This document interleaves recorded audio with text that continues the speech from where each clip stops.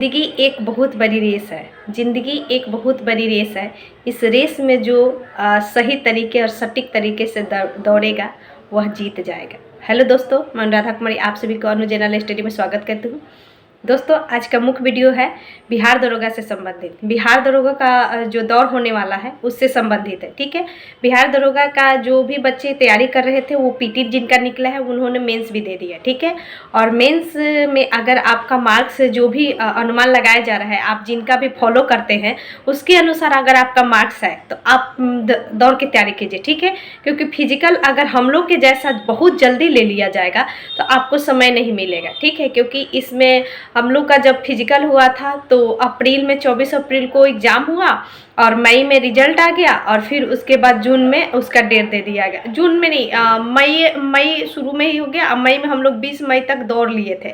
उसके बाद बहुत जल्द रिजल्ट आ गया, फिर मेरिट बन गया।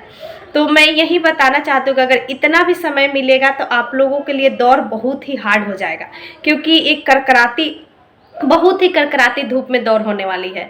अगर दौड़ आचार संहिता में अगर सब चीज़ प्रक्रिया चलेगी तो बहुत जल्दी प्रक्रिया कर ली जाएगी। क्योंकि बिहार दरोगा का ट्रेनिंग जो बिहार पुलिस एकेडमी में चल रहा है उन लोगों का मार्च लास्ट तक एग्जाम हो जाएगा। उन लोगों को 10 दिन का समय दिया जाता है, उसके बाद फाइनल पीओपी हो जाता है। अगर 1 अप्रैल तक पीओपी हो जाता है तो एकेडमी में 15 से 20 दिन लगता है खाली करने में, ठीक है। तो मैं यही बोल रही हूँ कि आप ये सब चीज़ माइंड में रख लीजिए कि मुझे अच्छे से दौड़ना है और अच्छे से तैयारी करना है दौड़ का। तो दौड़ की तैयारी करने के लिए आपको क्या करना है कि सबसे पहले तो आप लोग शुरुआत जब कीजिए तो फर्स्ट एक टाइम दौड़िए, ठीक है। यानी एक बार ही दौड़ना है। ये नहीं कि शुरुआत कर लिए और किसी बड़ी एकेडमी में चले गए, वहाँ पे क्या होता है कि बहुत ज़्यादा वर्कआउट करवाया जाता है तो शुरू में आपको बहुत हैरेसमेंट होगा, ठीक है। अगर आप बहुत ज़्यादा थकावट महसूस कर रहे हैं तो आपका बहुत ही फ्रस्ट्रेट माइंड हो जाता है।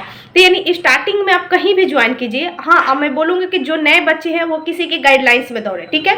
क्योंकि बिना गाइडलाइंस के आप दौड़ते हैं अगर तो कुछ प्रॉब्लम भी हो सकती है। क्योंकि स्टार्टिंग में क्या होता है, कभी पैर में दर्द, हाथ में दर्द, कभी टखना में दर्द पकड़ेगा। ये दर्द का सिलसिला चलता रहता है, हर किसी के साथ होता है जो फिजिकल की तैयारी करते हैं। मैं तो शुरू में भी तैयारी की थी तो भी मुझे दर्द हुआ, तो उसके बाद दूसरा में जब तैयारी की तब भी मुझे दर्द हुआ। तो इससे बचने के लिए किसी के अगर गाइडलाइंस में आप तैयारी करते हैं, कोई भी हो, चाहे स्थानीय स्तर पर भी कीजिए तो जो पहले से दौड़ा हुआ उसके साथ दौड़िए। हमेशा स्टार्टिंग में स्पीड नहीं कीजिए कि मैं बाहुबली की तरह दौड़ जाऊं और पूरा रेस जीत जाऊं, भाग मिल्खा भाग के जैसा, वैसा नहीं करना है। बस आराम से हल्का हल्का पहले बॉडी को रिलैक्स देना है, उसमें ढालना है। यानी 1 वीक तक आपको अच्छा से जाना है, धीरे धीरे 5 से 7 चक्कर लगाना है। अगर 400 मीटर का है, 300 मीटर का है, यानी 2 किलोमीटर मुख्यतः आपको दौड़ना है। यानी 4 चक्कर स्टार्टिंग करना है, पहला दिन, दूसरे दिन 6 चक्कर, फिर तीसरा दिन 8 चक्कर। इससे ज़्यादा नहीं, लड़की है तो इससे ज़्यादा नहीं। लड़के हैं तो वो तो दौड़ेंगे ही क्योंकि उन लोगों की वैसी होती है फिटनेस, वो लोग ऑब्जर्व कर लेते हैं, उनका बॉडी जो होती है वो सब चीज़ मतलब लड़कों को भी स्टार्टिंग में दिक्कत होता है। तो लड़के भी अगर पहली बार दौड़ रहे हैं दोस्तों, ज़्यादा आप नहीं दिखाइएगा कि मैं ये कर लूँगा वो कर लूँगा। शुरुआत में आपको अच्छे से दौड़ना है और साथ में दोस्तों खाना पीना बहुत अच्छा से रखना है, पानी बहुत पीना है।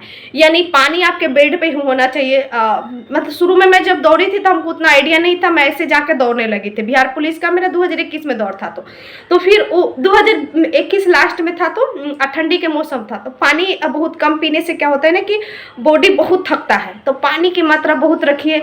सुबह में अगर अब गर्मी लगने लगा तो आप अगर आपका बॉडी अच्छा है तो मीठा खाकर जाइए, कि बहुत सबको मीठा फायदा करता है। साथ में आपको क्या करना है कि ग्लूकोन-डी घोल लीजिए, नींबू वाला, वो ले जाइए, दौड़िए। उसके बाद दौड़ने के बाद जब रिलैक्स लीजिए, एक्सरसाइज वर्कआउट करने के बाद तो पी लीजिए, वो बहुत फायदा करेगा। फिर घर पे आकर चने वगैरह मतलब भिगोकर खाइए, वो सबसे अच्छा होता है। उसके बाद थोड़ा सा रेस्ट लीजिए, नहाइए, उसके बाद अगर प्रे करता है तो कीजिए पूजा वगैरह।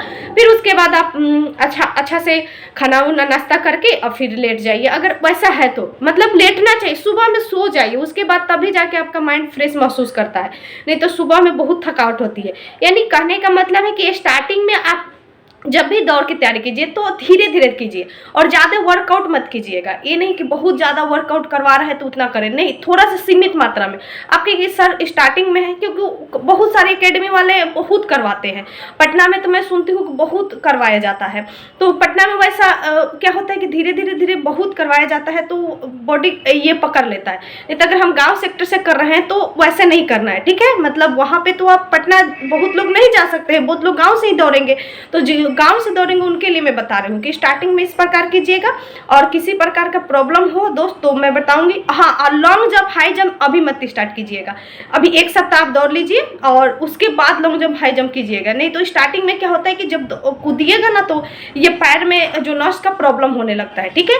तो आप अगर 2-4 दिन दौड़ के ही लॉन्ग जंप हाई जंप कीजिए, ठीक है दोस्त। अच्छा लगे तो वीडियो को जरूर शेयर कीजिएगा, फिर मैं कुछ बताती रहूंगी। और साथ में मैं बोलूंगी कि आप लोग ज़्यादा हताश नहीं हो कि मेरा इतना नंबर है। आप लोग इतना ध्यान रखिए कि बहुत लोग छटेगा फिजिकल में, ठीक है। और रिजल्ट जो देगा वो उसके अनुसार ही देगा रिजल्ट, ठीक है। तो फिजिकल के अच्छे से तैयारी कीजिए, क्योंकि फिजिकल का ज़्यादा दिन नहीं है। अगर रिजल्ट पहले दे देता है 15 मार्च से तो ऑल द बेस्ट दोस्तों। आप लोग अच्छे से तैयारी